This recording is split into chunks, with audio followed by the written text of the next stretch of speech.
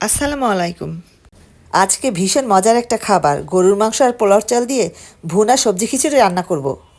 এক একজনের রান্নার স্টাইল এক এক রকম। গরুর মাংস দিয়ে ভুনা সবজি খিচুড়ি আমি যেভাবে রান্না করি সেটা আজকে আপনাদের সাথে শেয়ার করব। খিচুড়ি রান্না করার জন্য এখানে পোলাও চাল নিয়েছি 1 কেজি, আর মুগ ডাল নিয়েছি 250 গ্রাম, আর বুটের ডাল ও মসুরের ডাল মিলিয়ে নিয়েছি 250 গ্রাম। এখানে আমি মুগ ডালের পরিমাণ একটু বেশি নিয়েছি, মানে 1 কেজি চালের জন্য টোটাল সব মিলিয়ে হাফ কেজি ডাল নিতে হবে। মসুরের ডালটা আমি পোলার চালের সাথে মিশিয়ে দিলাম। এরপর বুটের ডাল ভালো করে পানি দিয়ে ধুয়ে নিয়েছি। এখন ডাল নরম হওয়ার জন্য পানি দিয়ে ভিজিয়ে রাখবো। এরপর মুগ ডাল লো হিটে 3 থেকে 4 মিনিট শুকনো অবস্থায় ভেজে নিব। ডাল ভাজতে ভাজতে যখন সুন্দর একটা গ্রান বের হবে তখন চুলা থেকে ডালটা নামিয়ে ফেলবো। এরপর মুগ ডালও ভালো করে পানি দিয়ে ধুয়ে নিব। তারপর আবারও পানি দিয়ে ভিজিয়ে রাখবো নরম হওয়ার জন্য।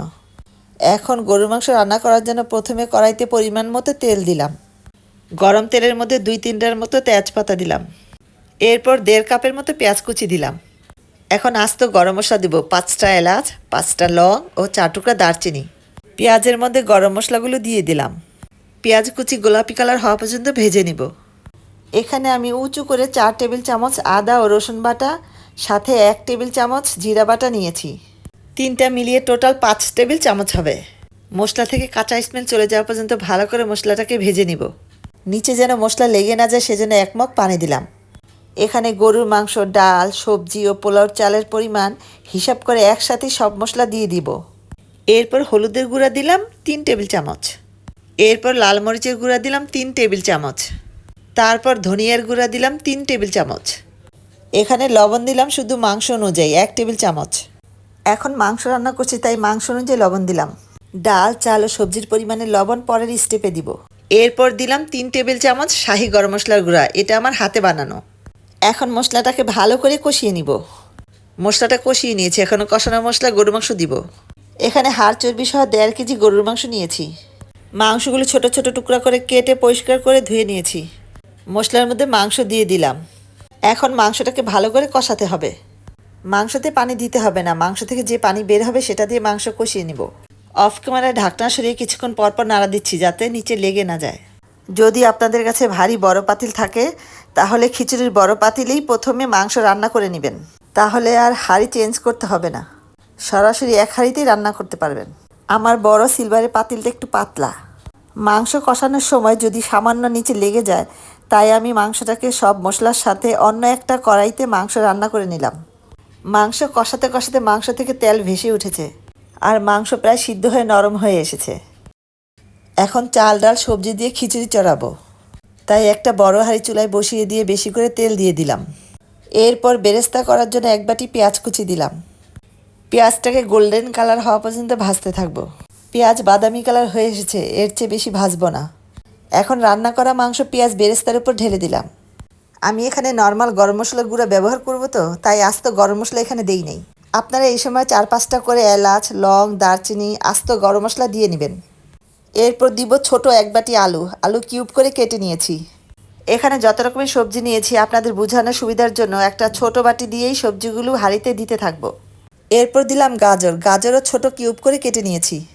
তারপর দিলাম মুগ ডাল কিন্তু শুরুতেই ধুয়ে ভিজিয়ে রেখেছিলাম।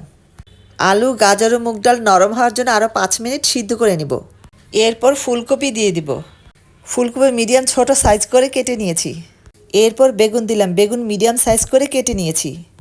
এরপর বাঁধাকপি দিলাম, বাঁধাকপিও সামান্য ছোট করে কেটে নিয়েছি। আর পরিমাণে অন্যান্য সবজি থেকে একটু বেশি দিয়েছি। এরপর দিলাম মিষ্টি কুমড়াও ছোট করে কিউব করে কেটে নিয়েছি। তারপর দিলাম সিমও ছোট করে টুকরা করে কেটে নিয়েছি। এরপর কিছু পেঁয়াজ কলি দিলাম। তারপর কিছু মটরশুঁটি দিলাম। এখন মাংসের মশলার মধ্যে সবজিগুলি ভালো করে কষিয়ে নিব। কষানোর সময় নিচে যেন না লাগে সেজন্য নাড়া দিতে হবে। সবজি থেকে যে পরিমাণ পানি বের হবে সেই পানিতেই সবজি হাফ সিদ্ধ করে নিব। বুটের ডাল কাঁচা দেওয়া যাবে না, সামান্য লবণ দিয়ে সিদ্ধ করে নিয়েছি। ডালটা শেষের দিকে দিলাম। এরপর মসুরের ডাল ও পোলাওর চাল দিয়ে দিলাম। ডাল আর পোলাওর চাল একসাথে পানি দিয়ে পরিষ্কার করে ধুয়ে নিয়েছি। এরপর ডাল, চাল 30 মিনিট পানিতে ভিজিয়ে রেখেছিলাম। 30 মিনিট পর চাল, ডাল থেকে পানি ঝরিয়ে নিয়েছিলাম।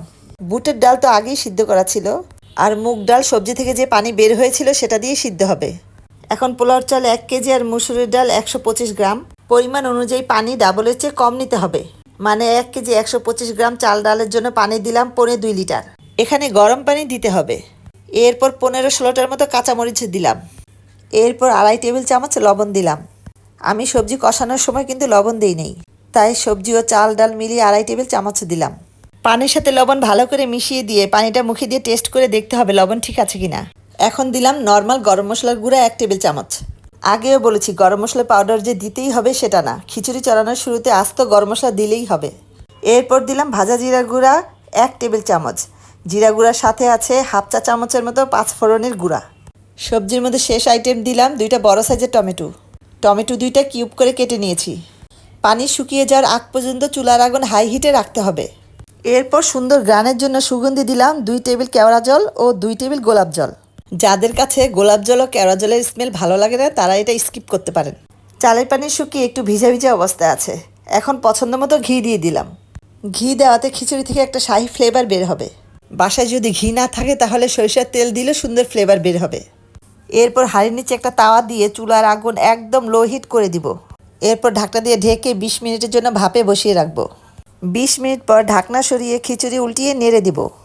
আরও একটু ভাপে রাখতে হবে, তাই আবারও 5 মিনিট ঢাকনা দিয়ে ঢেকে খিচুড়ি ভাপে রেখে দিব। 5 মিনিট পর ঢাকনা সরিয়ে নেড়ে দেখাচ্ছি, দেখুন কত সুন্দর ঝরঝরা হয়েছে আর সবজিগুলিও সুন্দর সিদ্ধ হয়েছে। এখন চুলাটা বন্ধ করে দিব। তৈরি হয়ে গেল গরুর মাংস দিয়ে মজাদার ভুনা সবজি খিচুড়ি।